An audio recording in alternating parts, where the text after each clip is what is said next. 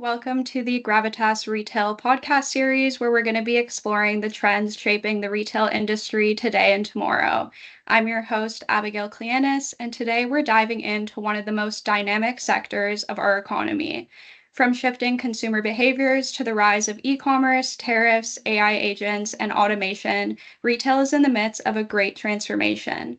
Joining me today are two incredible leaders in the retail industry. First, Rabbiya Hussain, a global retail executive with experience at brands like Adidas and Lululemon, known for creating strategic commercial growth, enhancing consumer experiences, and driving enterprise-level transformation. Second, we have Samrat Biswas. Sam is a seasoned digital transformation executive with global leadership experience in building seamless omni-channel customer experiences, spearheading innovation in retail and e-commerce across brands like Aeropostale, Brooks Brothers, Bauer, H.E.B, Penney, Levi's, Lucky Jeans, Meijers, and many more. Thank you for joining us today. Thank you for having us. I'm excited for this conversation. I'm looking forward to it as well. Okay, so why don't we get started, and we can start with the present. I'll start off with maybe directing this question to Rabbiya. From your perspective, what defines the retail landscape right now, and what are some of the biggest trends that you're seeing within it? I think it's an interesting industry to be in for so many of us. And what we're seeing in the retail industry is right now around the world, there's a great deal of price sensitivity for the consumer. People are feeling constrained in terms of how much money they really want to spend on nice to have products. And so one of the trends that we see is in terms of consumer behavior, North America is definitely more price sensitive, where North American consumers will 50% of the time wait for a sale to happen versus consumers in Europe don't really wait around. We're very much more sale driven in North America. Interestingly, the sense of purchase is in times of constraint, consumers are looking to have one single point of contact. They want to maintain themselves in one ecosystem rather than shop around at 4 or 5 different stores. If it can actually reduce the amount of time that they're spending, and they already know it's a trusted and somewhat economical brand. So the paradox is, even though that there's been a reduction in how much bricks and mortar departmental stores are growing, it's been a really interesting sliding scale downwards to reduce the presence of big brands like Macy's or Sears or Bloomingdale's. Online marketplaces are really thriving right now. So it's a shift where the price definitely matters, and yet at the same time, consumers are shifting to have they're back in stores. Bricks and mortar experiences happen in a really interesting way at the big players, and their consumers in general, I think, are looking for a better, more seamless, frictionless experience from a phygital standpoint. So that way, their experience of the brand is the same in a bricks and mortar retail store, and then you just augment your experience when you go online, and vice versa. That's really interesting. We've definitely heard about e-commerce sort of exploding during the pandemic and even after the pandemic. And I'm wondering, you mentioned how a lot of people are going back to the bricks and mortar environment. So I'm wondering, now that the stores are open again, how are physical retailers adapting to stay relevant in this environment? I think it's difficult. I think it's about what is the vision for the brands, for the retailers. Some retailers are coming out with a really unique store experience, and they're doing very well. So an example that I think of is Uniqlo, a brand coming out of Japan. They want to have 200 new stores in the US by the end of 2026. That's a big explosion, and the connection that Uniqlo is trying to drive is it's the same kind of fixed apparel that is all about quality basics. It doesn't have to feel like a really dramatic store experience, but you know exactly how it's going to look, what it's going to feel like. It'll be clean, it won't be cluttered, and they're adding a lot of localization in their stores. So in the stores that you see in different cities, they're trying to have more of a conversation with local designers, local influencers. They showcase that on their visual merchandising on the wall. So that way it doesn't feel like it's a big brand, so to speak, talking. I think consumers, especially the younger generation, they're moving away from the big brand names now, and they want to have a more familiar experience with the brand. So that way it feels a little bit more like a conversation rather than this is what the brand is, and we're just going to tell you what you should like or not. Yeah, I think for a very long time, there has been speculation around retail and brick and mortar and its relevance. I remember the 2010s when people were talking about showrooming and retail stores will become showroom and everyone's going to buy everything online. I think the conversation for customers are different. They don't care Mhm. channel you come through. Sometimes their journey starts on social media. Maybe they look up something online and then go and buy it in the store. So when we look at the customer, typically we look at their 360 aura and try to understand what's their overall shopping journey. And I think the retailers who have figured that out, Rabbiya mentioned phygital, so kind of connecting the physical retail, the brick and mortar experience with digital, online, social presence, how they're telling that story. Those retailers are actually driving better sales, better engagement. And it's the other trend, of course, like when we talk about retail trends, you cannot have a board conversation these days without talking about, on one hand, like tariff and cost, on the other hand, AI. And sometimes I feel that executives, they are trying to join these two dots that, like some of the challenges that we are facing, we need to optimize our cost and maybe, AI will come to help us out. Again, from a customer perspective, unified commerce is what we call it, omni-channel commerce, however you want to think about it. But that's the same customer, the same wallet, and they have limited budget. Yes. Exactly Rabbiya's point. And they go and shop, and sometimes they engage through one channel, convert in a different one, and that's what we have to follow. We have to follow their journey and meet where they are. We have to be sensitive and understand that, okay, like as retailers, we need to manage the whole tariff situation and not try to pass on the whole burden to the customer. And it's not easy. It's much easier said than done. And then figure out that truly how much of the AI conversations in the boardrooms are buzzword versus there is true productivity. And there are a lot. We'll hopefully talk about that more. Where there is true productivity benefits, where there are true better customer engagement opportunities, and driven decision making. So I think it's retail has always been like one of the reason I'm so enamored by retail is that it's a dynamic industry. The trends, because it's consumer driven, that catch up first. A lot of changes, transformation happens first in retail.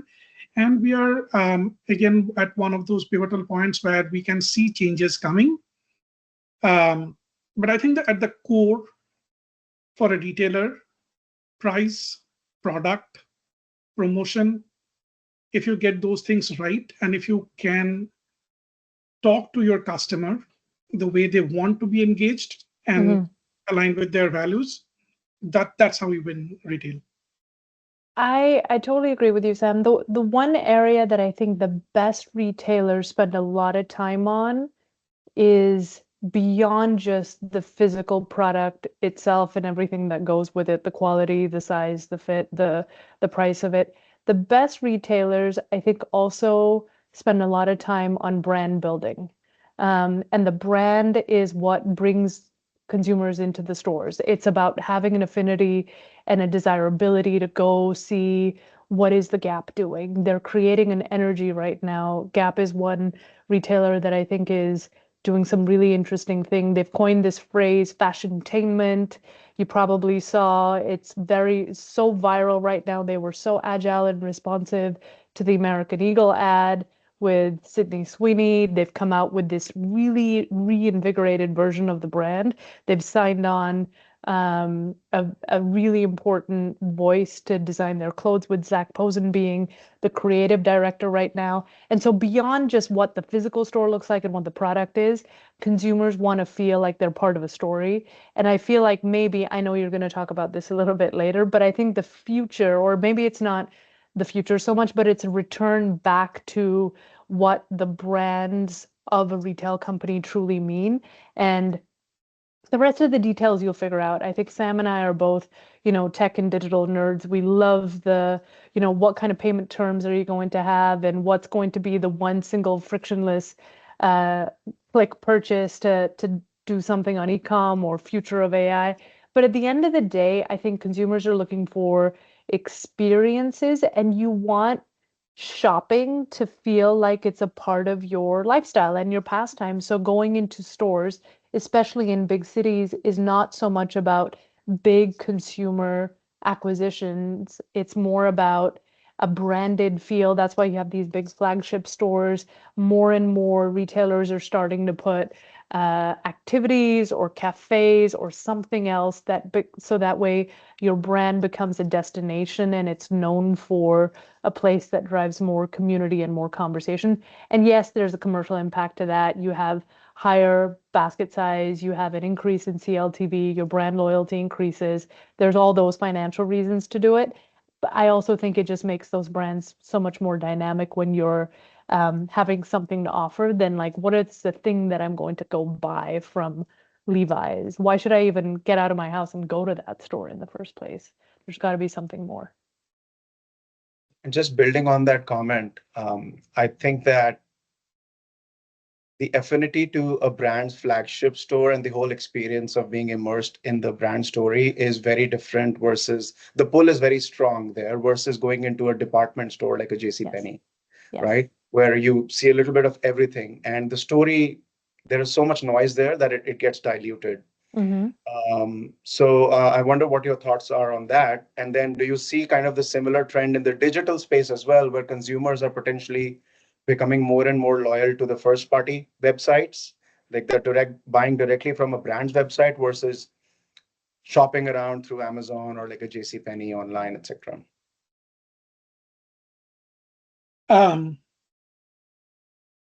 The way the industry is transforming, we are already talking about agentic shopping, right? So Rabbiya was mentioning that, like the new generation, like if you think about Gen Zs, they are not about fitting in. They want their unique experiences, unique products. And when we talk about those unique experiences, unique products, it's now more about their preferences and not the shiny object that's in the market trending that I want to go and buy. It's like, what exactly suits me? What's my story? What's my sustainability? What my value system? And I want to purchase based on that. Now, also understand that Gen Zs and Gen Alphas don't have the wallet share yet. They're still dependent on their parents. But that's the cohort we are, we are kind of, going towards. The future is that they are much more sensitive to, they are much more individualistic. That's why personalization and AI becomes much more important. Agentic becomes super important here. So Kapil, to your point of loyalty, I think brand loyalty is not about like what we started, like I remember starting, and it was more about transactional loyalty, airline miles. You can earn and burn transactional points, and that's completely gone. What we see now in terms of loyalty is brand engagement. Exactly what I was mentioning, that how are you engaging? How are you telling a story? And can I get more privileged access, earlier access to something very specific I'm looking for from a particular brand? So loyalty over time, and to think about this, once agents start shopping, agents will know my preferences, and they'll go and try to match those preferences and find. So I don't think anyone will be loyal to a specific brand website. It doesn't matter if I can get like the same product on Amazon or on the brand site or in one store or department store. That line is becoming blur. What's more important is how that product is personalized to me and caters to the experiences I'm looking for. I think loyalty, the whole concept of loyalty program in my, 2 decades of doing retail, I have seldom seen a loyalty program which is profitable. And it's a big challenge for the retailers. They still have to do it. Everyone else is doing it. So I think the conversation needs to shift from if the customer is loyal to the brand. And I think that's where, Rabbiya, your Gap example is fantastic. What they are trying to do is the brand loyal to the customer? Are they understand the customer need and trying to figure out that if my next iteration of products or services are catered to that same audience that I already have? It's a thin balance between new customer acquisition versus retaining old customer. And we have heard the statistics many times. My retained customer are much more valuable from a lifetime value perspective to me, and customer acquisition cost is insane thanks to social media. So the retention play is still loyalty, but it's a very different form of loyalty. I can give an example of a loyalty program that has worked really well. So I'm a little biased. I feel like membership is an uncharted territory with a lot of retailers, and they haven't figured out how to tap it. When we look at the consumer behavior, even for ourselves, like I'll look at my own experience. If I'm a member of a specific airline or a specific hotel chain, I will pay higher prices to make sure that I'm getting those points.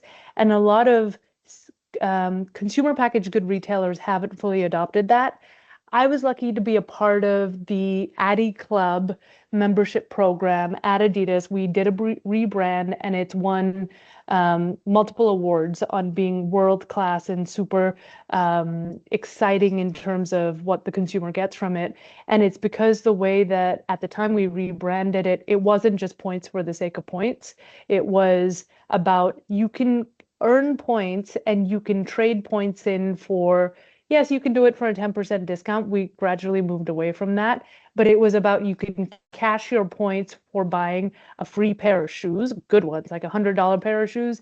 You can cash it in for tickets for a sporting event. You can cash it in for a subscription with a partnership for meditation or a gym. You can cash it in for a concert. And so the partnership ecosystem that Adidas had and the experiences and the relationships that it built with the Addy Club membership made it a game changer. And that meant, because a company like Adidas is super global, it has multi-channel reach, it will deter or entice your highest loyalty consumers to stay within your ecosystem. As long as you have price parity and consumers feel like whether I shop for a pair of Sambas online, the price is going to be the same as if I buy it in a department store and on in a marketplace.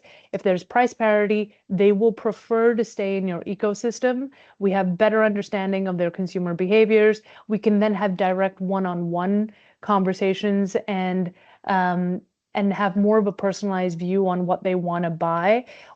We used it as membership then ended up being the gateway to then drive efficiencies. When we were high in inventory, we mapped with the use of AI what certain consumers' preferences were. And then we would have very quiet discount mechanisms to say, hey, Sam, you've had this pair of shoes that's in your size in your shopping cart for 4 days. This is the last pair left. If you want to buy it in the next 2 days, we'll throw in an extra pair of socks or something. And so that kind of personal engagement really entices the consumers to buy. And we found on a profitability level, to you, Sam, the top 20% of our member base drove the classic 80% of the volume of the business. That's the universal law. And so the CLTV was 2.5 times more than someone who's not in your ecosystem. And I think there's not a lot of brands and companies that have truly unlocked the value of membership. I don't think it's because membership is invaluable. I think that there's very few companies who are understanding how much it really drives consumer behaviors, and especially for companies that have a portfolio of brands. For example, Gap Inc. has their full breadth. They earn points, but it's not a connected membership program. So there's no reason for me as a head of household to stay within the Gap Inc. ecosystem to say, I'm going to buy Old Navy for my kids, I'm going to wear Banana Republic for work, and I'm going to buy Gap for casual work environments, and then I'll do Athleta for my workouts. There's such an easy opportunity there to increase your CLTV, and I think just not a lot of companies are thinking that way, and I've seen it work really well. Yeah. And see, the value of membership is immense. Like if you take, whenever someone talks about membership versus loyalty, I kind of give the example of Costco. I think Yes, fan follower that you have in Costco driven by that membership, yes, but it's not about earning points. It's about getting the best value. And yes, that's where membership becomes very critical. I see the behavior. So I have young daughters, and Sephora is doing an amazing job. Like sometimes what Sephora is doing on their loyalty program, that I think that should be used as example. We used to use Starbucks. I think somehow mm-hmm. they have lost a little bit of way of that whole Starbucks loyalty piece of it, but Sephora is doing fantastic. I actually think what Lululemon is doing is also mind blowing. It's like the entire tween generation, they are huge fans of Lululemon. They're kind of going as a group and they want to buy Lululemon, even though there is probably not even a specific tween or kids assortment.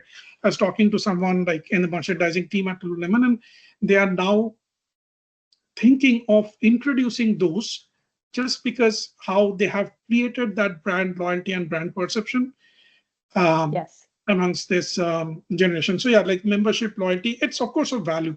When I said profitability, I really meant that we have to be careful. Like any discount promotion, especially in the price sensitive world, like sometimes I've seen, you'll have brands who are giving out points which you can redeem against transactions, as well as doing discounting promotion. You start stacking it up, yes. you're left with almost no margin. Yeah, I'm with you on that. And brands have to be really careful. Companies have to be really careful of it can't just be a discount mechanism to then erode the brand credibility. And you end up becoming what essentially ended up happening for Payless shoes back in the 2000s, where you buy 4 pairs of shoes and you end up spending $10 on it. And you're paying your customer to purchase from you. Interestingly, I heard Payless is actually making a comeback soon, so we're probably going to see them back in bricks and mortar retail stores in the US and Canada. Speaking of, you've spoken about brand credibility, brand story, also community you've touched upon. How are the brands participating in social media trends while retaining, their brand credibility? I can Whoever give a wants couple. to. I can give a couple of examples that I've seen come to life. I think uh, athletic wear brands, whether it's Gymshark or Addy or Lulu or, Aloe, Viore, they are on varying degrees embracing social media and social marketing. It is on community based in store and word of mouth. It's organically built from the ground up versus Viore and Aloe being new competitors in the space. They're going really hard on acquiring social influencers, signing up athletes, signing up ambassadors, signing up celebrities to really drive a greater brand desire and brand reach. They're following the classic playbook that an Addy or a Nike would. The interesting one that I've seen a smaller brand like Gymshark do really well is they have sponsorships with social media influencers who are really in the training space. And so it's not about a well-known name that is, it's not about signing a Messi or a Ronaldo. It's about signing an influencer who is really known for their gym workouts. And I, as a consumer, know them because I do all of my training with them. And when I start seeing them wearing Gymshark all the time, I'm then more primed to go buy Gymshark in other areas. So I find that there's different models of how they're doing it. And I find the companies that are really embracing social marketing as a true weapon, even though it will erode your margin to a greater extent, the opportunity to build your brand desire is huge. So it's super valuable into spending. It's great in spending money into the marketing area. Yeah, I agree with that. I think social media is kind of mandatory. It's a frenemy of retail. On one hand, it's kind of, like it increases your cost of customer acquisition so much. On the other hand, it's very, very crucial for building that community and engagement. And I always say this, that when you are focusing on social media, your spend, it should be targeted towards true engagement and not impressions. Impressions don't matter. You'll end up spending it. It's a infinite loop if you start spending on how many clicks and likes you're getting. It's like, is this truly converting into revenue for me? There are some interesting trends that I have noticed in the industry. So originally, think of the Meta shop, TikTok shop. So everyone was like, okay, I want engagement on the social media channel, and maybe I'll drive shopping then and there. So TikTok was driving towards shop, Meta was driving towards shop. And then more recently, if you look at this, Meta has started changing their strategy around, they generate the traffic, but then finally they take you to the brand site. Amazon now allows you to actually takes you to the brand site, even if you are not participating as a brand in Amazon Marketplace. So I think social media, from my perspective, is a very, very powerful tool for retailers to build community, build engagement. You just have to be careful on how you're spending, how you are driving conversion. Most importantly, how do you kind of make sure that that customer that you acquired for a moment, like someone who bought a Stanley Cup through social media, am I going to make this sustainable? Am I going to be able to retarget them, bring them back for what I'm going to offer for next, few iterations, versus it's a one-time, one and done kind of customer? Definitely. Rabbiya, you spoke a little bit about AI and the use of that within some brands that you worked for. And I was wondering, with this being a super hot topic right now in the retail industry, in your experiences, what are some of the most practical or high impact uses of AI within the retail industry?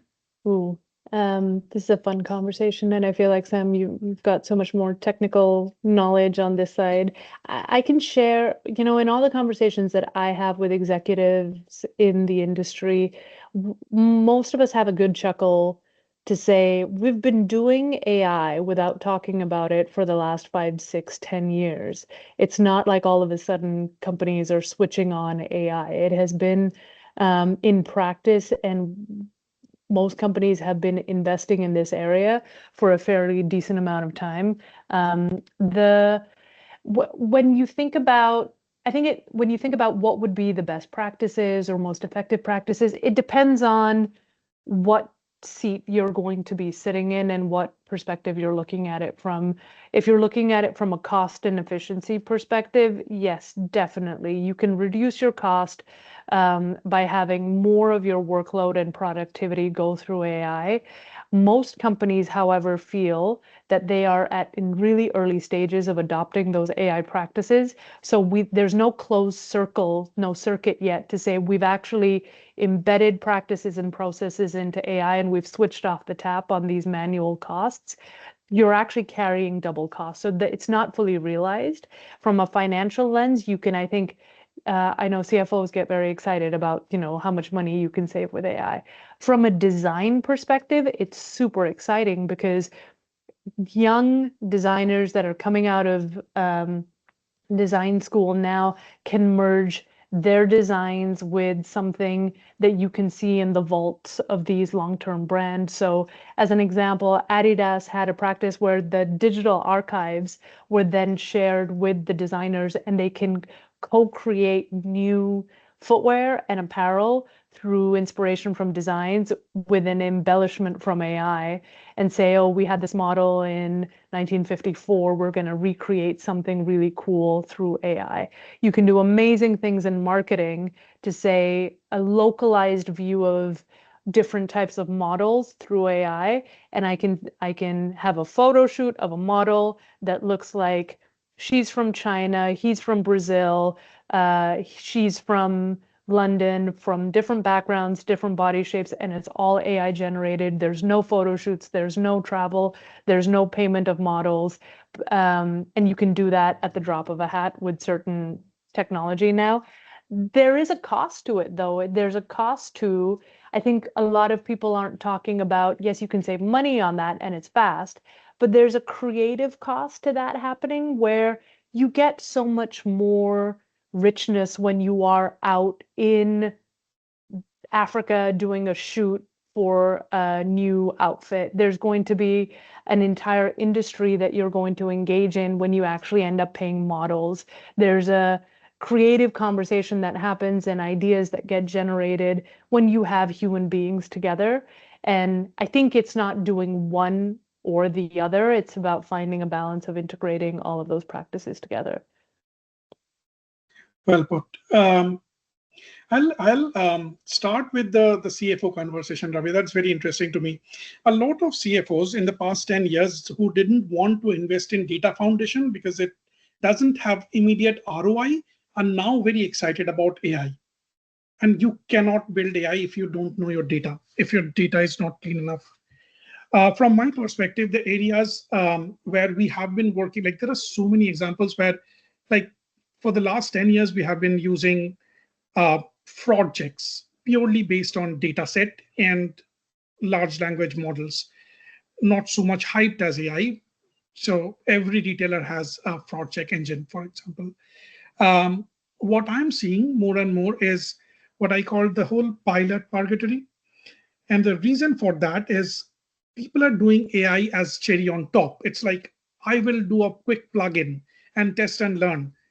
If you don't integrate with your own data and clean like semantic models, you won't get value out of AI. All the hype that happened last couple of weeks around, like 95% of the AI initiative don't see the day of light. There is no ROI. That's because you try to do it as a bolt-on and not try to do as a fundamental shift of how you do business and how you automate your entire process. I'm personally super excited about the possibilities of AI. I do kind of work with a lot of the startups, which are not necessarily AI wrappers, like not wrappers on LLM, but truly changing the game of how softwares have been written and how they're using data to change the whole processes, like basic foundational processes around financial management, March planning, allocation. And in some cases, the results are so striking that human in the loop, which I'm a big fan of, we are worried about actually deploying the model because it seems that it's unreal how much value it can generate. So there is a bit of caution that is required. There is a bit of governance that is required with data and what data you're training your models on. But a lot more experimentation, test and learn on the marketing side. I feel that once we shift a little bit more towards the core business and look at the holistic data, look at March planning, financial planning, all those can be very helpful on the AI part of it. The obvious use cases like chatbots, recommendation engines, they have been overdone at this point in time. And I think everyone has one. But here's the funny thing though. We talk about AI, we talk about personalization. Think about Netflix and Netflix's recommendation engine. The clustering is done based on the content you and peers like you are watching. the entire industry is talking about customer data, getting to know you to the detail, and personalization is based on like real personal data, like PII data, which is so much risky. You're giving away your data versus what if we looked at, listen, if Rabbiya has been shopping across these brands, and this is typically her pattern, I can just look at what all she has been shopping and like time and weather and kind of start predicting and recommending. So those basic mindset set shifts are going to happen over time. But I think that for the longest I thought we'll be known as the iPhone generation. More like AI is going to, and thankfully not the pandemic generation, but Yeah. there's the AI is really, really exciting. Like the possibilities are so much. But also sorry, go ahead. No, I was going to build on what you're saying on that. I think really AI is there as a tool to augment what you already have going on. It can't be seen as a bolt-on, like you said, Sam. Companies, leadership that is viewing it as, oh, we'll just do some AI stuff. It's not going to work. The unsexy side of it, like Sam was saying, was there's a heck of a lot of work that you have to do on a ground level to clean up your product data, to really have some fundamentals of your architecture set up correctly, to have true analytical literacy to be able to build on top of. Otherwise, it's always going to feel ephemeral, and you think you're doing some cool AI stuff, but then you can't figure out why it can't be effective. The other biggest opportunity that I would say executives need to spend more time on is having AI digital technology literacy. If you aren't educating yourself to understand what good, better, best, what is outdated, what is just table stakes on, the technology is moving so fast, the bar keeps moving. To your point, chatbots were a big thing 2 years ago. Now it feels like it's just a price to play to be able to even enter the door. If you are not educated and knowledgeable about how technology and digital works, what are the pros and cons, how effective can it be, which ones should you be looking at in your business model and operating model, it will feel like you're just learning, you're kind of speaking a new language without any context. And AI is only as strong of a tool as the capability of the leadership's understanding. So it can do amazing things with exponential impact, but if you don't know how to wield that tool, it's just going to sit in your garage and not really have that much of an impact because you don't know how to use this now 12-pronged buzzsaw hammer drill thing that you can tell I don't spend a lot of time with fixing things. So my analogy totally ran That's a out there. pretty accurate description, Rabbiya. And just building on your point, I think a lot of clients or companies have the perception that AI will fix broken processes. AI will not fix process or people gaps, right? And it's only going to be as effective as the data you have. 10 years ago, there was so much talk about big data. And now I think the shift is happening from quality over quantity, right? How much data, how much high quality data can you get that you can actually leverage to engage with your customers or make better business decisions? So definitely a shift in how even CIOs are thinking about AI. The other thing I want to call out or throw out there potentially is consulting firms. There's a lot of talk that AI is going to kill the consulting business. I think AI is a huge opportunity because nobody really understands AI, right? And you need people who can figure out, uncomplicate the cobwebs of people, culture, politics, processes. So there's an immense opportunity, I feel, in leveraging AI in a structured, methodical, and intentional manner versus, as Sam put it very kindly, cherry on the cake, and as I would call it, lipstick on a pig, brash terms. But yeah, I would say, there's a lot of conversations and there's a lot of fear mongering around AI of it's going to kill this industry, it's going to destroy these jobs. And I think perhaps, at least for me, the more nuanced way of looking at it is I don't think it'll kill them. I think it will change them. And so in the Industrial Revolution, we didn't have the type of engineering that you have for a locomotive is really different all of a sudden than the kind of engineering that you would have for horse-drawn carriages, and yet it's an engineer in some word, shape, or form nonetheless. And so I think consulting will have to change because, to your point, Kapil, I can have fantastic software that is building me beautiful slides, and I don't need an army of consultants or employees in-house, but I can now spend more valuable time on the dynamics, the nuances, thinking things through. AI will be brilliant in terms of processes, the what things are done, but the how, I think human beings still have a really strong capability in really directing that. And I think that's what consulting is going to start to become over time, which is, okay, we know all these steps. You can get it through your Microsoft Copilot even, but let us consult with you to show you the nuances and the tone and the timbre of how to implement a change like this. Yeah, my point of view on consulting is the consulting pyramid is going to be disrupted, and it's a good thing. I think for the longest, like for multiple decades, the big fours, they have used like 1 or 2% at the top and build like an army to do grunt work. You don't need grunt work anymore. That can be done by AI. What doesn't go away is the experience and the ability to take that process data and truly make decision. Like we have always said this, you cannot outsource decision. You can outsource, like all the data processing.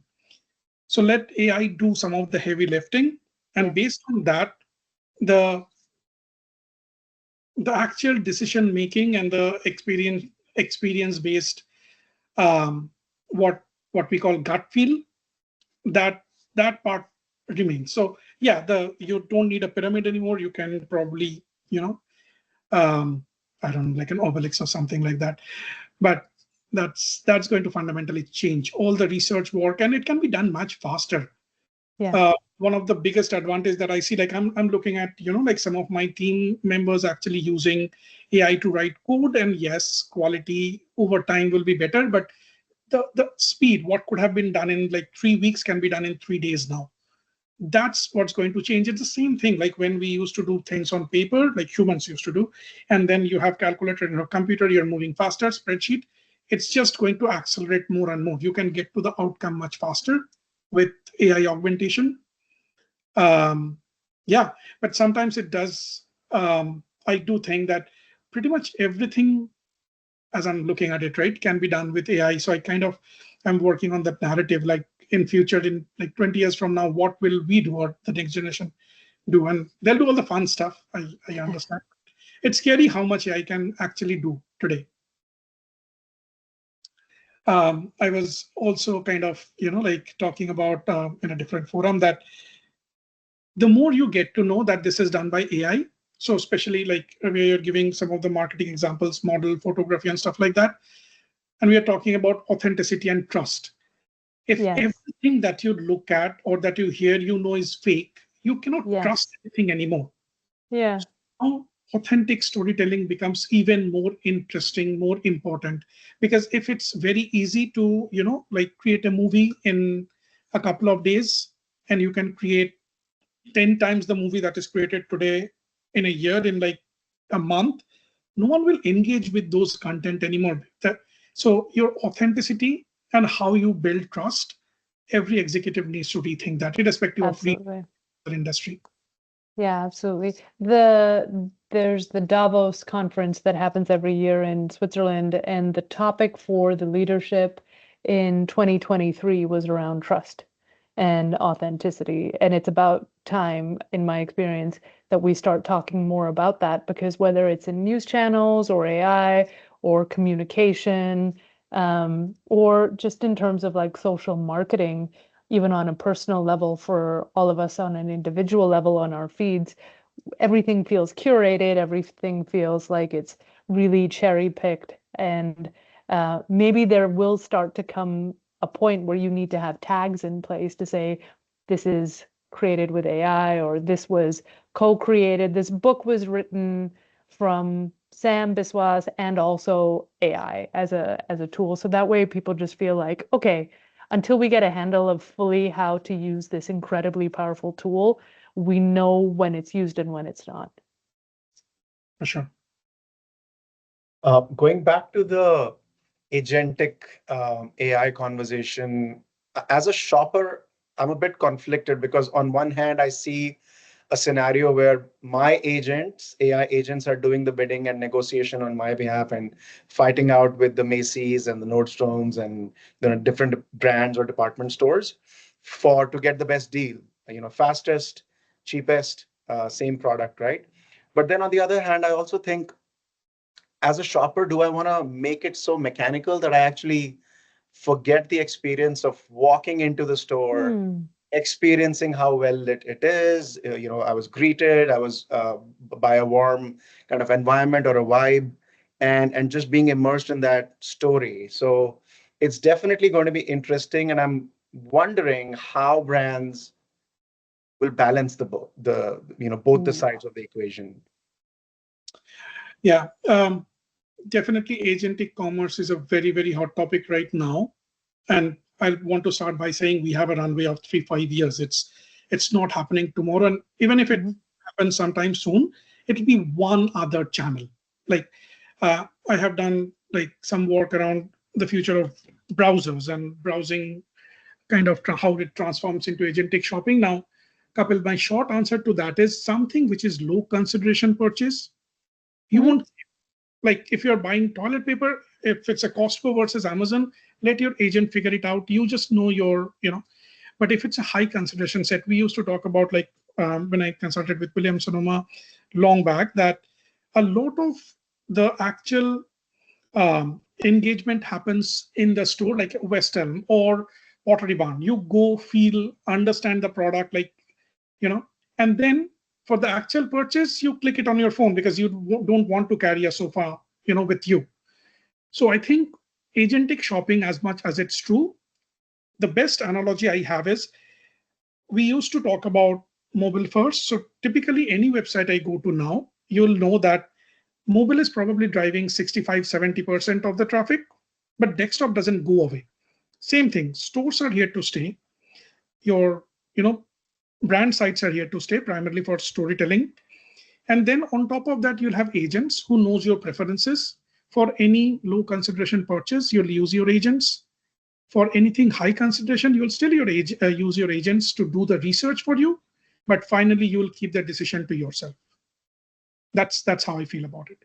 I feel like I shop exactly the same way, where I would love to have something just tell me all these things that you had in your wish list. We found the best price for it. There are all these additional widgets you can add into your browser. It can shop around.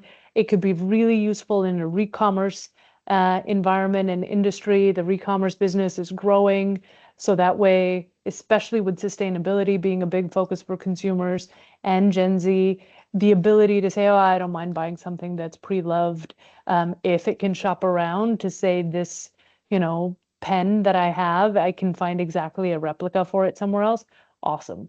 I think the conflict will happen. Consumers want to buy. If consumers are like me, I just want to get a good deal. I want to hunt for the best bargain. I feel really good when I got something on sale. Clearly, you can tell I've got that North American mindset.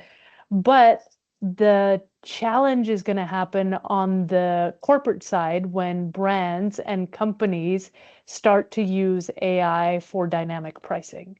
And that starts to be a real tug of war then to say, wait a second, my technology can help me find the best price, but their technology can then determine based on my behaviors and my practices that I would pay 20% more for this flight. And so it's going to charge me more because it has my customer data than Kapil, who isn't traveling as much. Or there's a big conversation right now of the FIFA World Cup that they're using dynamic pricing for sales of different games, which makes completely unaffordable for your average fan to have access to the experience of the World Cup for this game that they really love watching. And I think that's going to be really complicated. It's going to, my sense is it will have an impact into consumers' loyalty and connection into brands, because dynamic pricing as it comes out, if it's not disclosed, if it's not managed, if it's not governed, like Sam was saying, it's going to have an impact on credibility and trust. And I will start, like, you're going to be looking at ways where you don't shop with those airlines or shop with those companies that are utilizing dynamic pricing. Yeah, it's very interesting. I think that like a lot of, like, whether it's the airlines, Uber, everyone is using dynamic pricing now, and even based on what device you are coming through, they change the prices. With agentic shopping, my belief is that power shift will go back to the customer, because there'll be a reverse bidding. The customer will say, listen, whether you're Delta, United, or American Airline, I only have $1,000 to spend. Who's going to give that to me? And within that, I'll say, like, my preference is Delta, but I don't have the extra, like $200 to spend. And if I don't get Delta, I'll go with, so, now the dynamic pricing works so much because they can track that you search that particular site, on a website, and you came back, like, there'll not be, now the agent is bidding for you. I feel that consumers will get that power back. I hope so. With all of these changes going on with AI, have you seen any pushback from consumers, or do you feel that most of them are embracing these changes?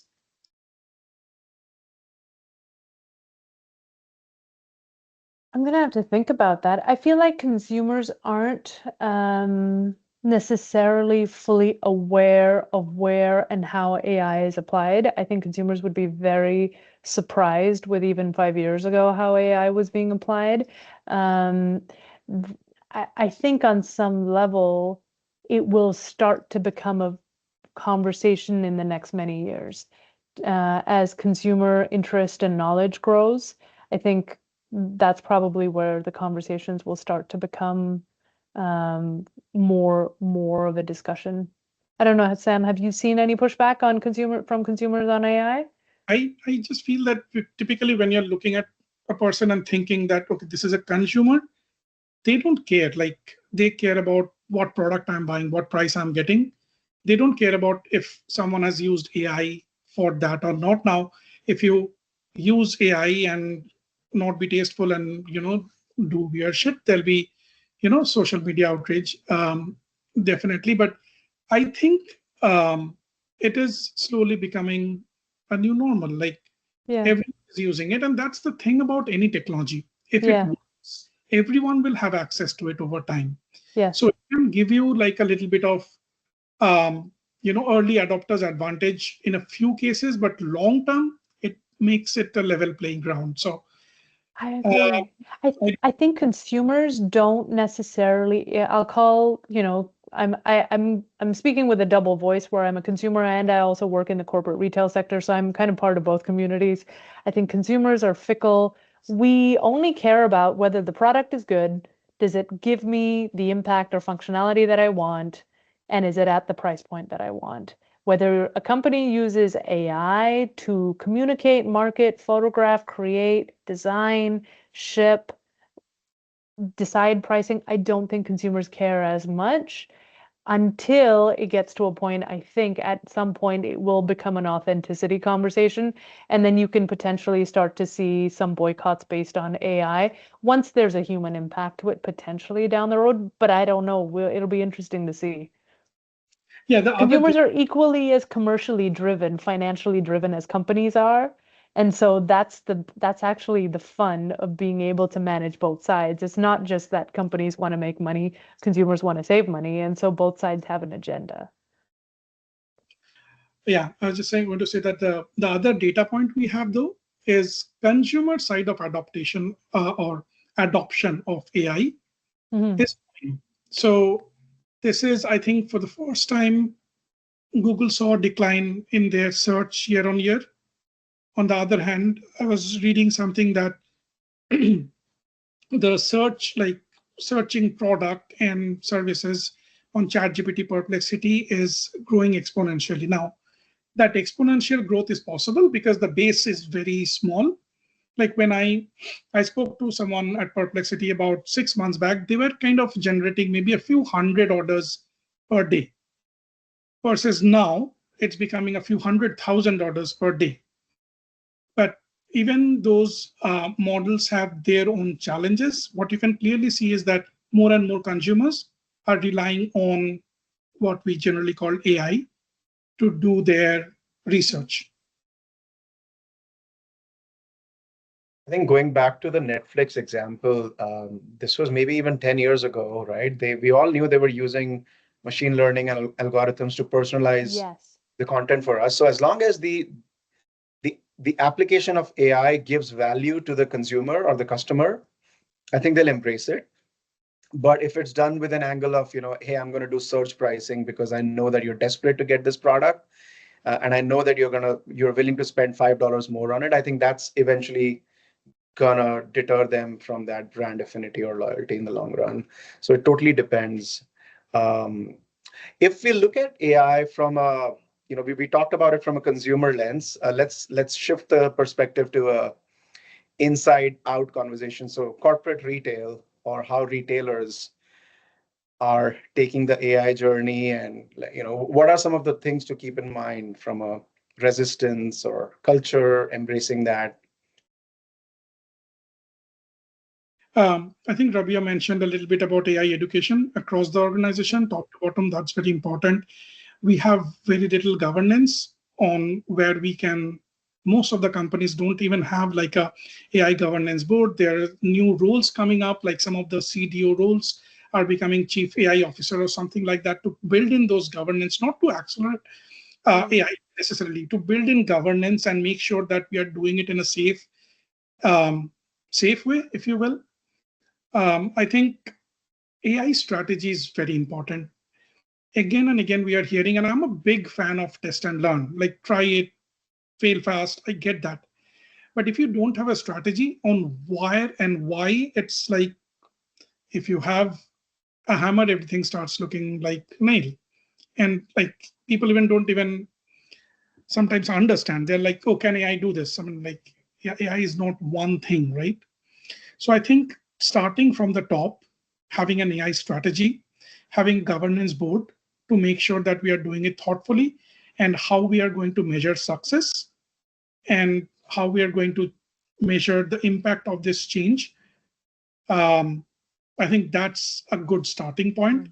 And then based on that framework, picking the right pilots with the intent to scale, not because I can do a pilot cheap, let me just do it, versus I think this is going to work. This is my hypothesis. This is how I'll measure it. And then this is how I'll scale it. If you go with a plan, it'll work.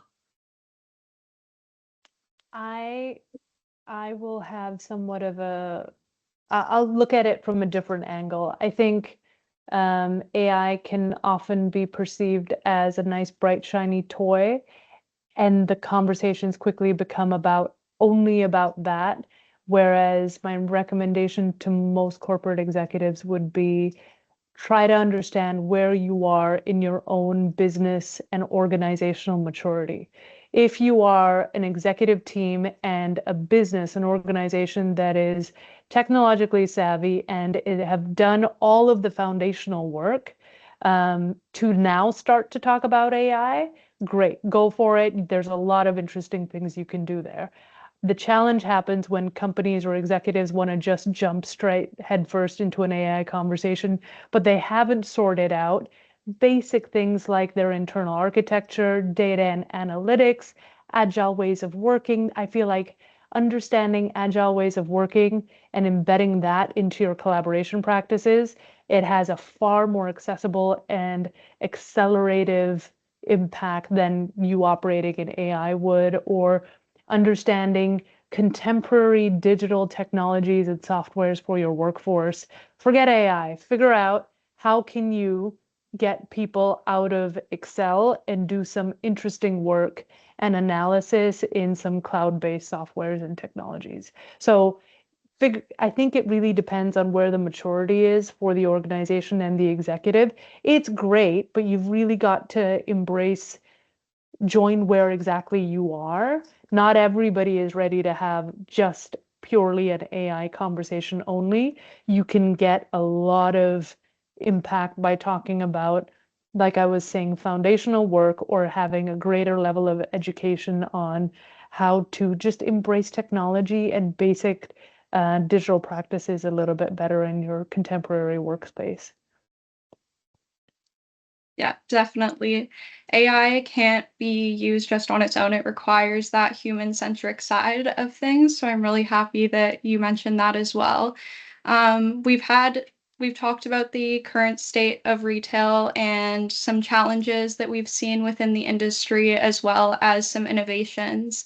And I'm wondering, if we were having this conversation 5 years from now, what do you think the retail industry would look like?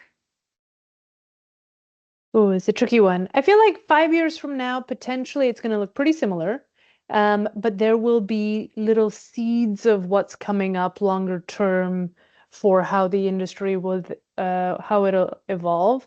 We talked a little bit about marketplaces and how that ecosystem seems to be a growing space. If we look at the current maturity around the world, the East, China, Japan, Korea, their practices in retail ecosystem is the best, bar none. I feel like North America is really far behind when it comes to fully understanding how to harness digital experiences or phygital experiences as well. So I think we'll see more of the capabilities, experiences that have come from the East, things like live streaming eventually will move west. The point system that companies like Shein will have eventually will bleed into membership and loyalty in North American or European countries or companies. The other big thing that I see is larger brands will have the ability to build true flagship experiences in big cities like New York and London, where it's not really about how much product you buy, it's about the affinity of the brand and having experiences there. And the true commercial expansion will be in rest of world, new countries like India is a growing market, Brazil is a growing market, Middle East being one of the largest growing luxury markets in the world. So it's these non-Eurocentric, non-American centric parts of the world that have a great deal of wealth and a great deal of understanding on consumer experiences. For thousands of years, they've been doing this in terms of hospitality. That's where I think the new innovation is potentially going to go, and it'll start to trickle into more of a traditional setup in Europe or North America. Very well said. I'll just add a little bit. I think in my head, in 5 years, like we saw the whole idea of from celebrity endorsement to micro influencers, retail is moving to more from these big box retails into micro experiences, and each experiences needs to be authentic to those consumers. It will be personalized. It'll be based on a lot of technology and AI. There will be channel shift. None of the channels like brick and mortar stores are here to stay, maybe more experiential, hopefully more experiential. E-com brand website versus marketplace versus agent shopping. There will be some adjustment on where we are shopping, but we'll kind of continue to shop the way we do. Maybe there will be some specific, like categories that will be introduced because of, how fast it has become to like from inception of an idea to actually go to market in retail. And finally, branding, authenticity, and trust will win. Amazing. If I could So we just went, build on the commentary there. So two things. One is absolutely there are such amazing commerce practices coming out of Asia. And in many cases, it feels that it feels like North America is so far behind. So as an example, I was in India a few months ago, and I had a client conversation coming up. I wasn't traveling with my full toolkit, and I needed a webcam. So there is an app called Blink It.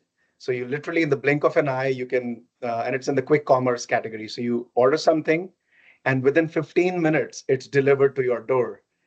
And that was insane. Like, just think about, if you run out of diapers for your baby, or you need, I don't know, bread or butter, like groceries at the 10th hour, 11th hour, you can get it within 15 minutes. So that quick commerce, I think, is an amazing practice, especially in a labor-rich country like India, where you have high density population. So it's easy to Yes. serve from a network perspective. The other one is frictionless payments. They have this concept of Paytm. You just scan a QR code and it's done. So no need to, enter your CVV number and credit card details and things like that. And finally, I think even from a brand and design perspective, North American or Eurocentric brands have commanded that space for a long time. But consumers are embracing Eastern brands like Uniqlo, Superdry. Like, I think they're going to be more active in the design space and the creative space as well. Especially if you look at culturally, like, K-pop and things like that. It's no longer going to be a Eurocentric or a Western driven narrative or brand Yeah, I experience. think consumer experiences are starting to become more democratized because consumers have more of a global understanding now with the advancement of technology and digital access. Like, you can be an influencer living in the Himalayas or watching an influencer while you're living in the Himalayas. There's boundaryless. And so there's a larger consumer demographic emerging where I think whether it's like Korean brands or Korean beauty brands are a big pull right now. And they're also offering a different kind of philosophy as a brand, as well as amazing prices too. So I think North American brands and European brands, if they aren't aware of what's coming out of the East, it may catch them off guard over time. Definitely. So just before we sign off of our conversation today, I was wondering if in 30 seconds or less, if there was one thing that you'd like our listeners to take away from our conversation today, what would that be? This is such a tricky thing to say, Abigail. Sam, do you have anything? I feel like I have to think of something. I think they're expecting like a punchline or something, which Yeah.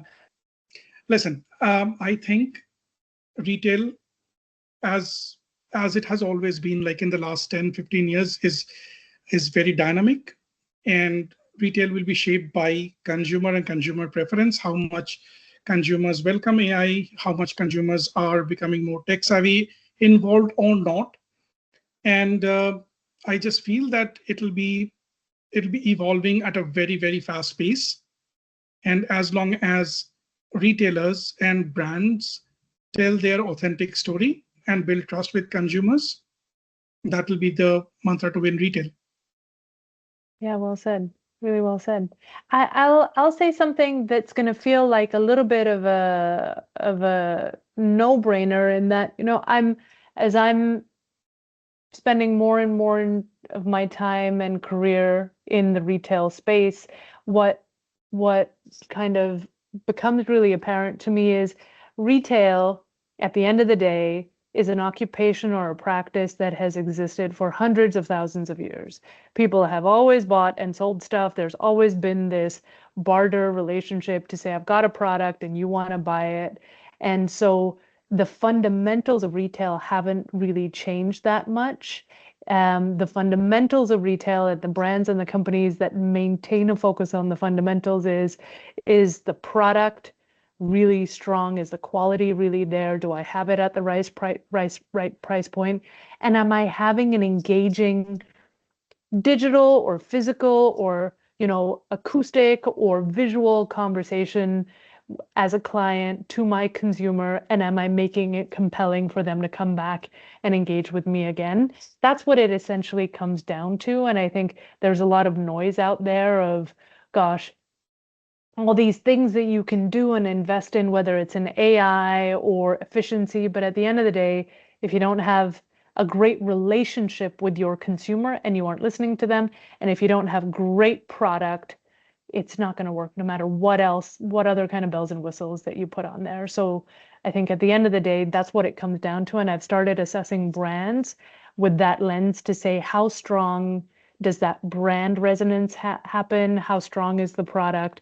And then what is their relationship with the consumer at the end of the day? And the ones that do that, I know as a consumer, I keep going back to them over and over again.